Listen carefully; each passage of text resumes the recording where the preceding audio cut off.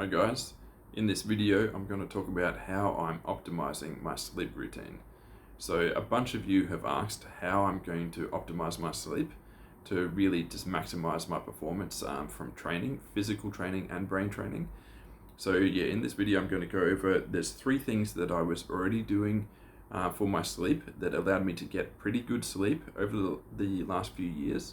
And there's kind of 5 new things that I've added to my routine to really optimize my sleep.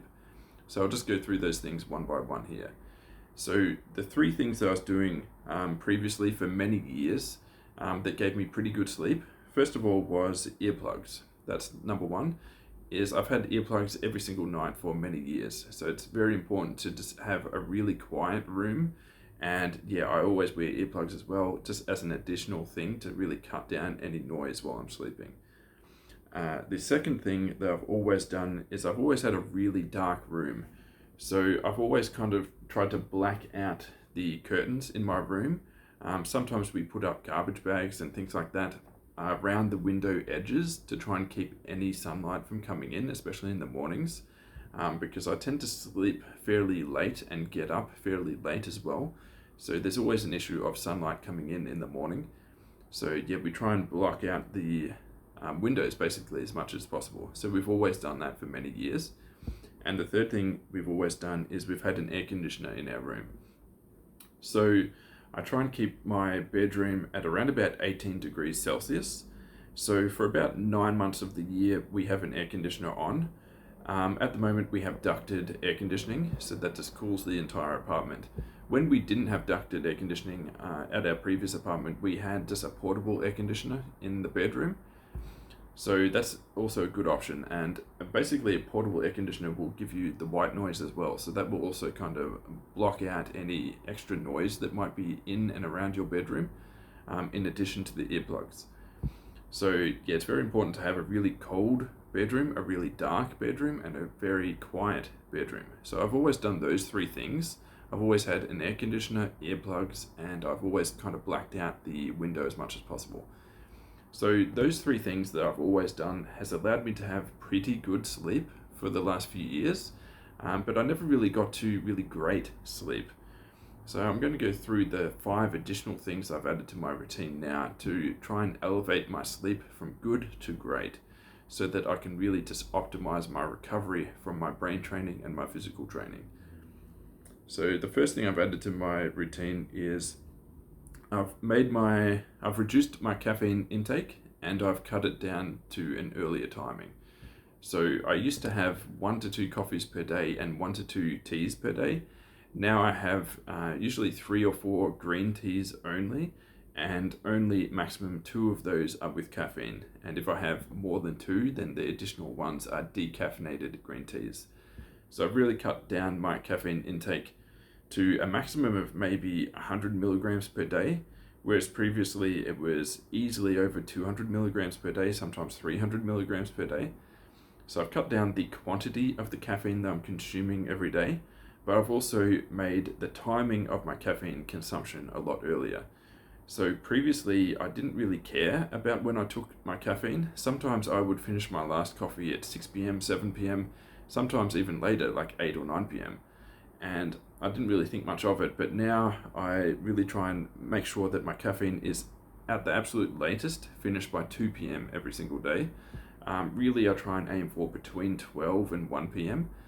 because basically once the caffeine is in your system, like it lasts for many hours, like it has a half-life of about 6 hours.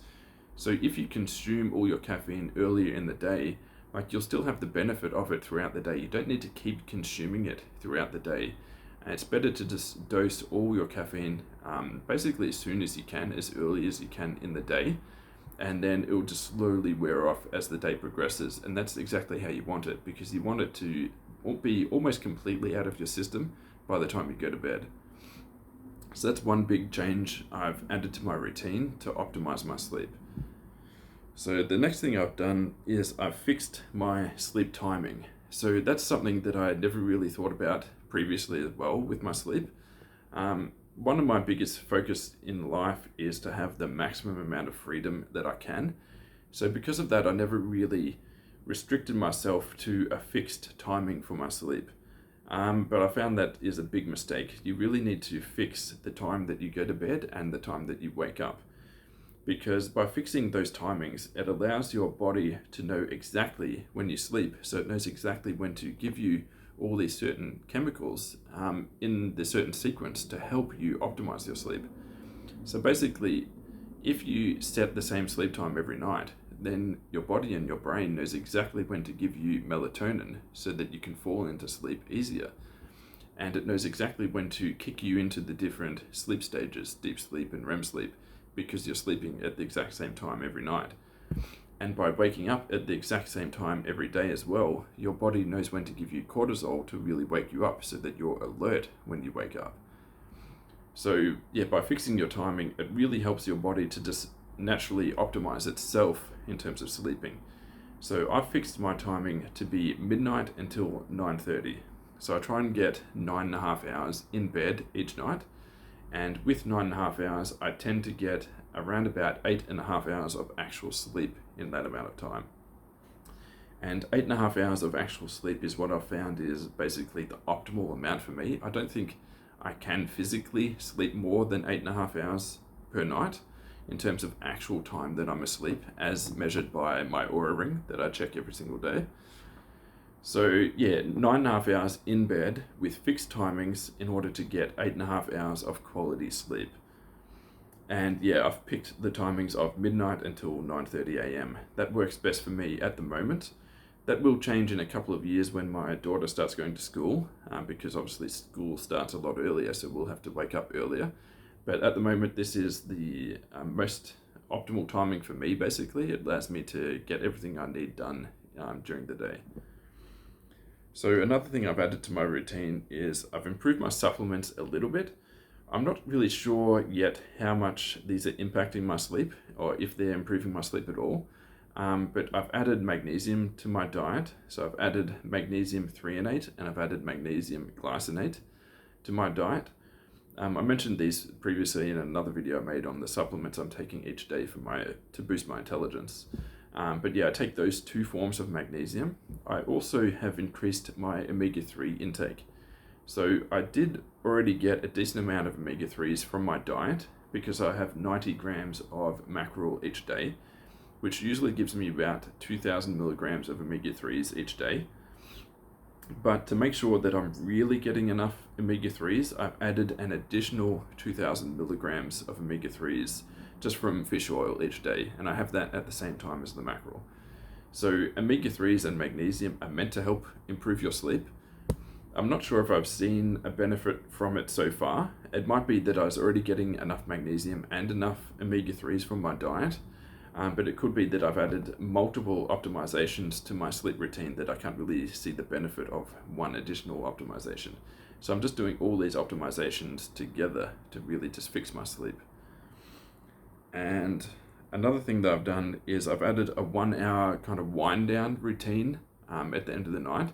So I sleep at midnight every single night. So from 11 p.m, I try and not use any electronic device. So I try and not look at my phone at all or my laptop. I do kind of break this rule sometimes, like if there's just something like too important, but I really try and stick to it as hard as I can, because of course you get blue light from using electronic devices. But also for me, like I sometimes get like stress and just too many things to think about sometimes if I look at my phone and my laptop. Because if I check it at those timings, I might find, an annoying kind of business email that I have to deal with. I might find something annoying or stressful happen with one of my trades that I need to think about. So by just not checking my devices for at least 1 hour before bed, it just stops me having these unintentional stress spikes, and it stops me having just too much to think about, when really before bed you shouldn't really be thinking about anything. And during that kind of 1 hour wind down routine, I try and do a bit of journaling as well, and I try and do a bit of deep breathing to just lower my resting heart rate and to just kind of melt away any excess stress that might be in my body at that time. Really just preparing myself, trying to relax myself as much as possible before sleep. And the last thing I've added to my routine is I have moved my eating time and my drinking time earlier. So previously I used to eat dinner pretty much whenever I wanted, which ended up being sometimes 8 p.m, sometimes later. Now I've got a really fixed time for when we eat dinner, which is 6:30 p.m. every single day. So I'm normally finished eating at 7 p.m, which is 5 hours before I sleep. So my body has 5 hours to digest as much food as it can, so that by the time I'm sleeping, my body is mostly finished digesting, so it can just focus on just sleeping and optimal recovery at that point. And I also have just moved my drinking early as well. So I finish dinner by 7 p.m, and then I have my last water by about 7:30 p.m, so that really there's not too much excess liquid in my body either, so that I'm not getting up to use the toilet throughout the night as well. So that's just one thing that can really wreck your sleep as well.